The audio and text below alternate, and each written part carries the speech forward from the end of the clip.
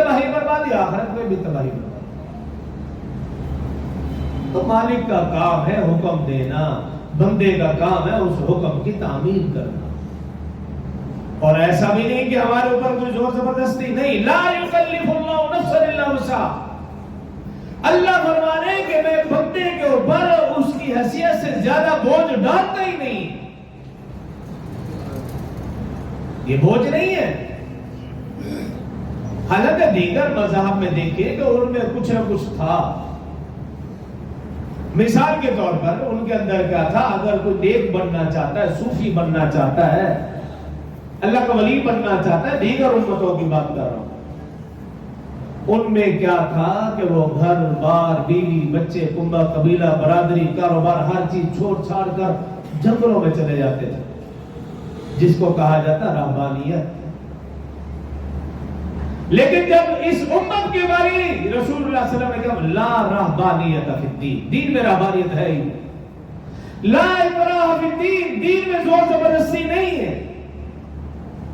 تمام امتوں میں سے سب سے آسان احکامات اللہ نے اس امت کو عطا فرمائے، سب سے آسانیاں اللہ نے اس امت میں پیدا فرمائی ہے۔ دیگر امتوں میں تو سختیاں ہی سختیاں تھیں، صرف رسول اللہ صلی اللہ علیہ وسلم کے صدقے ہمیں آسانیاں ملی۔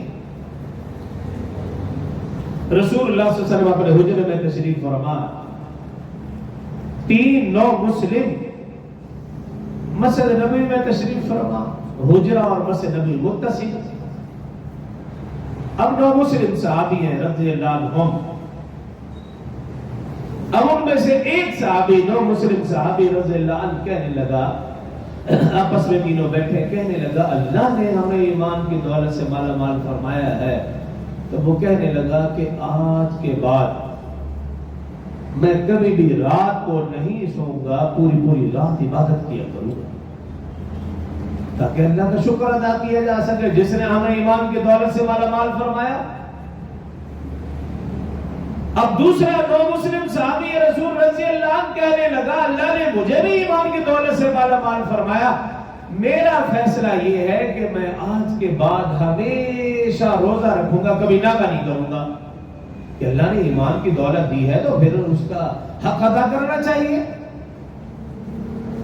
اب تیسرا کہنے لگا کہ 9 مسلم صحابی رضی اللہ عنہ کہنے لگا کہ اللہ نے مجھے بھی ایمان کی دولت سے مالا مال فرمایا، میرا فیصلہ یہ ہے کہ میں ساری زندگی اللہ کی عبادت کروں گا، شادی نہیں کروں گا۔